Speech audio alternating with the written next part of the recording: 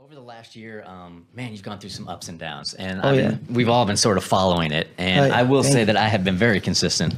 I will have your back on this. I will have your back on this. I had you because I could see like nobody could understand, and I've seen like artists in their 40s saying stuff like, "Look, this comes with celebrity. He should know." But those 40-year-olds never had to live in the kind of social media spotlight that you have to deal with. But not even that. Even just my life in general. Like, yeah. They don't have people following them and screaming every day for them. Yeah. Well, everybody thinks it's great. Like they have this. They never had a public image that was perfect, you know, per se.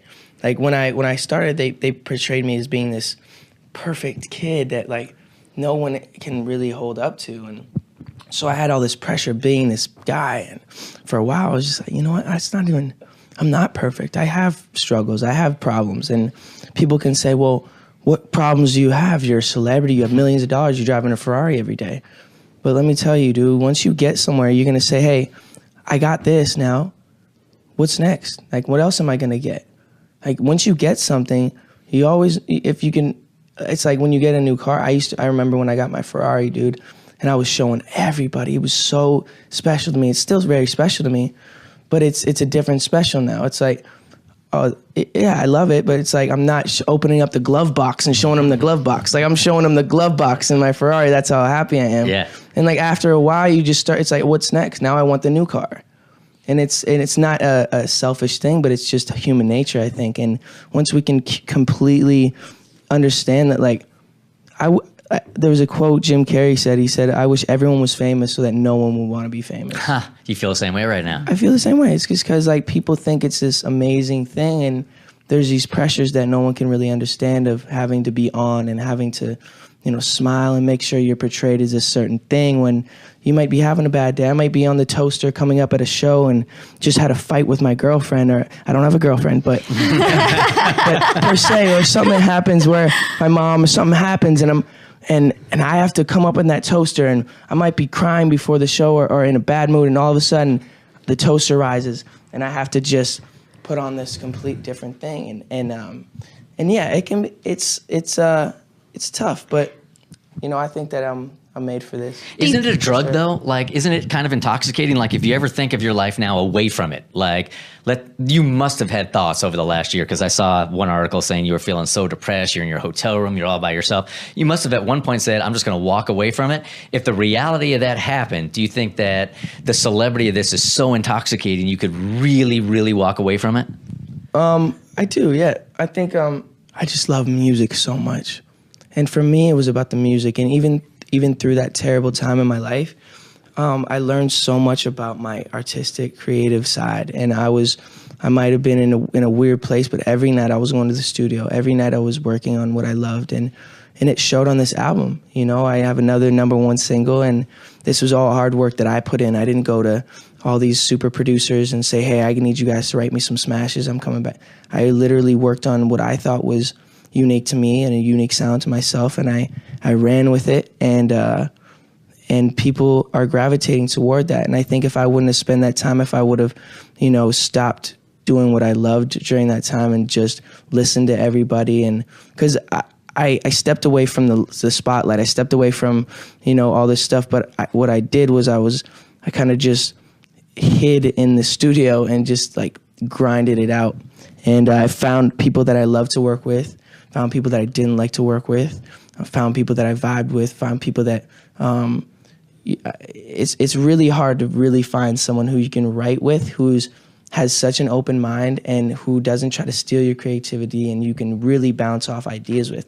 And I finally found this dude named Bieber, who's super talented, who helped me write What Do You Mean and Where Are You Now? And he's just has this... Where do you find someone like that? I mean, Craigslist? No, it was actually organic. Yeah. It was actually organic. I went to the studio with someone else, and he was in the studio writing for them.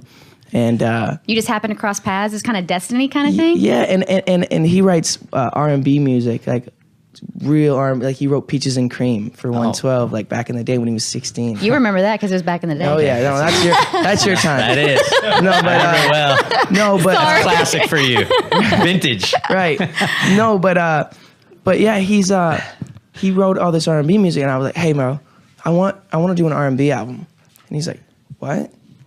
He's like, you're a pop singer. Like I want to write pop songs for you. He's like, I'm like, no, I want to do an R&B album. And so we spent about 6 months creating this R&B album, which I released like 3 years ago, almost, right? 2 years ago, was it?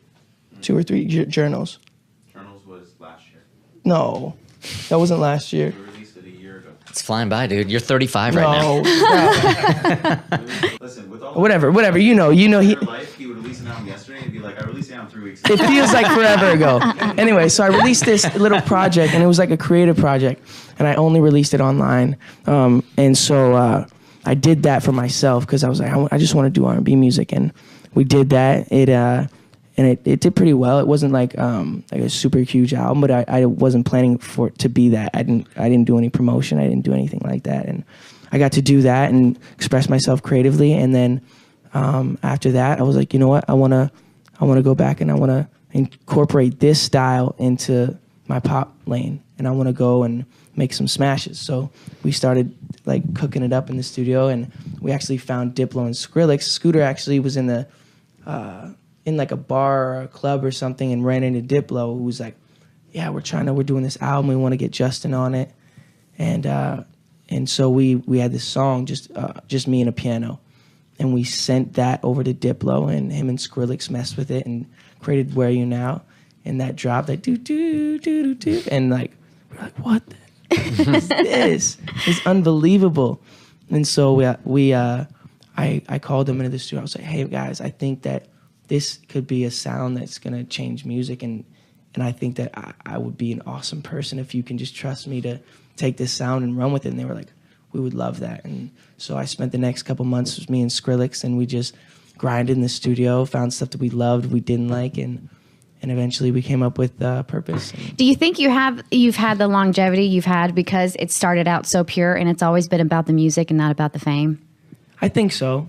I think too, people understand and know that I was found on YouTube, for my talent. Do you feel like this is the first time that you've been in control of your own music? Like, I'm sure when you're coming up, people are telling you what you can do, right, and maybe you're not really down with exactly the music you're putting out, but now you control it. Do you feel that way now? 100%. Yeah. Yeah. I and every time I go on stage now, I'm hyped up about doing the songs that I made. And before I wasn't so hyped up.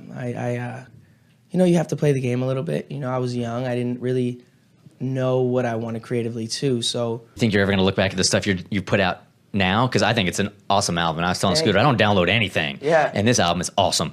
Do you think that there's going to be a couple of years from now where you're listening back to this one going, that was my sound then, but I'm so not down with that now? Well, no, I think that music changes, and I think that we all are going to look back and say, man, that sounds dated. But I think what I did on this album is I made songs that were, if you strip them down and you just play piano with them or you play guitar, they're still beautiful songs. And it's not about the beat. It's not about, and when it's like that, I have this song called Life is Worth Living on the album, and Love Yourself. It's like, I feel like Love Yourself is going to be like free falling. It's my favorite song on the album. It's like in 10 years when it's like, everyone's like, play that song, and like on the jukebox, and everyone plays Free Falling. I'm free falling. And then I think it's going to be, you should go and love yourself.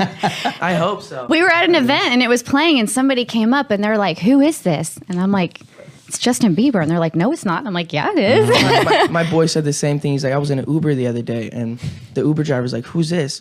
And he's like, this is Justin Bieber. He's like, get the out of here. It was funny. Good for you, man.